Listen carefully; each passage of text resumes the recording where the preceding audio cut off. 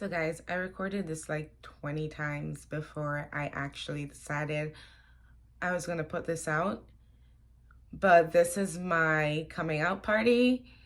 I am bipolar 1 and I'm also a mother of two boys, both Austin and Chase. I'm a newlywed as well. And this podcast is going to talk about the hard truths about motherhood. During this podcast, I will not be giving any medical opinion, just sharing my journeys and expressing my feelings about motherhood. This podcast is a safe place for other mothers that might be suffering from postpartum depression, bipolar disorder, OCD, anxiety, postpartum anxiety, any form of mental health issue. This is a safe place. I'm just sharing my journey that you are not alone. This is also a podcast to end the stigma behind mental health and sharing my journey and hoping that some mother out there can also relate to it. So I am bipolar 1 and I'm just going to talk about my illness a little bit and introduce myself. Every podcast that I'm going to start off with is going to do a mood check. So right now my mood check is my anxiety level is at 70%. I haven't been on my medication in a while and I've been experimenting with my medication with my psychiatrist. She's really awesome. She's great. We've been working together for a month. So being on and off certain medications have been like triggering my moods. So I've just kind of been riding with that. So currently, to be honest with you guys, I haven't been on my medication in 7 days. I haven't slept in 5 days. Not because of normal motherhood anxiety, but I just haven't slept because that's just part of mania, and that's just a part of the highs and lows of being bipolar. I roam these halls at 3 a.m. and I'm up until my boys are up, and then we start our day. And then during that time, even when I put them down for a nap, there is no stopping for me to sleep. So I eventually go on like that until I crash. That's how my mania is. And that's a part that's a challenge. It's pros and cons.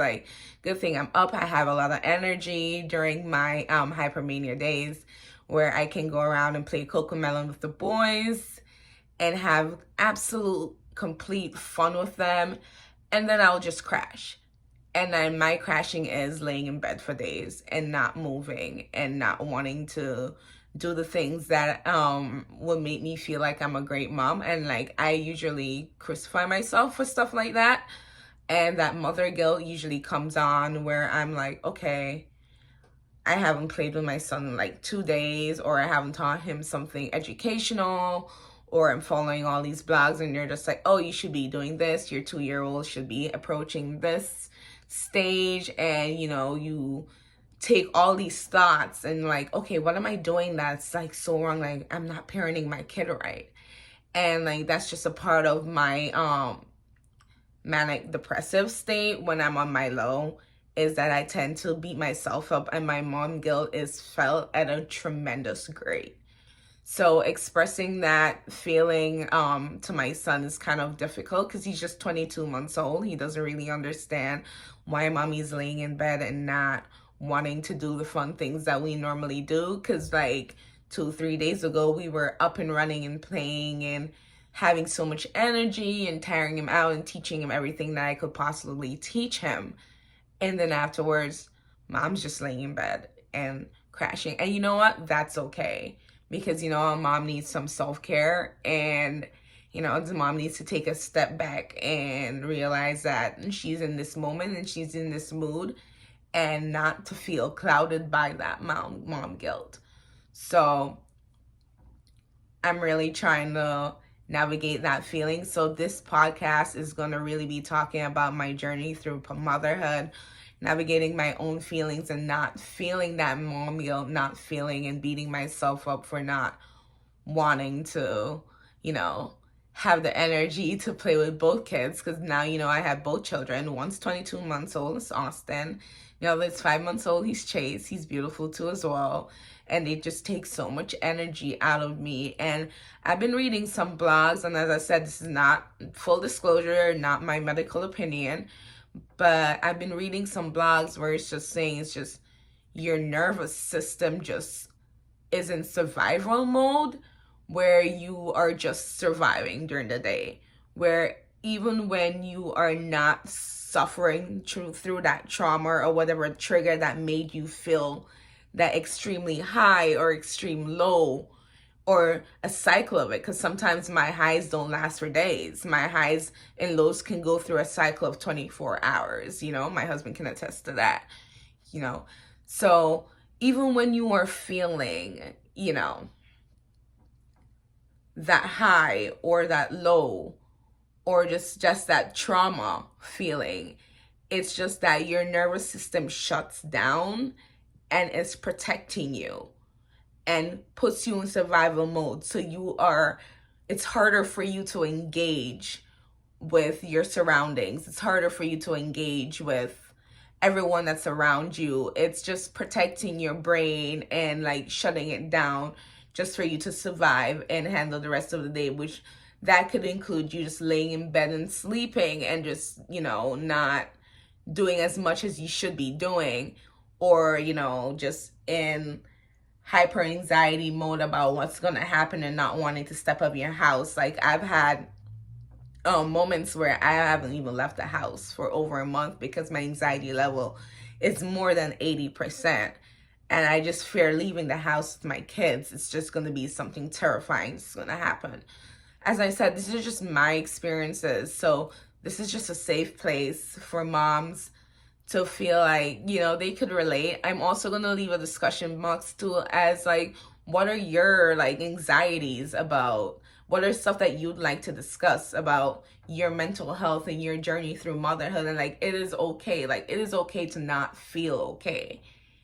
You know, it is okay to not have a full schedule for your child. It is okay to like formula feed your child, because you know what, you're doing what's best for yourself and your mental health care as well. So I'll be covering topics. This is a 10 episode series. Each will be 10 minutes each, because I think it'll just keep it short and spicy. Just introduce myself, introduce what my whole demeanor is gonna be about. You know, it's just exciting. It's gonna be fun. I will also be sharing in future podcasts stuff that I've written. I've written a lot of poetry during the moments where I've felt anger towards my kids, or, you know, I felt overly joyed and energized towards my kids. Instead of lashing out and taking it out on them, my healthy approach that I have taken and manifested for myself that has worked. Like, my kids are always my go-to for my balance. So what has always worked for me is writing my thoughts out instead of saying my thoughts out. And writing and taking all of that junk out on paper has helped me so much to not lash out and say stuff that like I'm gonna later regret saying to them, or, you know, to anyone else. So during this time, I just want to say thank you for tuning in. This is going to be a great journey for me and you. This is a safe space. I'll be able to answer any questions. I'll be showing more authentic self of me. Well, authentic me of self, whatever, however you want to say it. And I'll be sharing the lows as well. Like, I'm obviously on a high right now. As I said, I haven't slept in like 5 days. I'm riding the high of my mania where I absolutely feel nothing, and I'm overjoyed. Well, I'm not overjoyed, I'm over energized. Like, I'm not sleeping. I'm, you know, my OCD is taking over. So I will be also sharing if I crash. Like, that's also important for you to see in this journey. So thank you so much again for tuning in. Welcome to Motherhood in the Raw. This is going to be a wild ride, but an honest and true ride where, you know, everything is going to come together even when it doesn't really make sense. So I also want to shout out to Tiana. She did my makeup. She's like so awesome. And also my merchandising. She's Momograms. If you want, you need to go follow her at go Momograms and go follow Yummy. On Instagram, she's awesome. Her work is great. So thank you and stay tuned.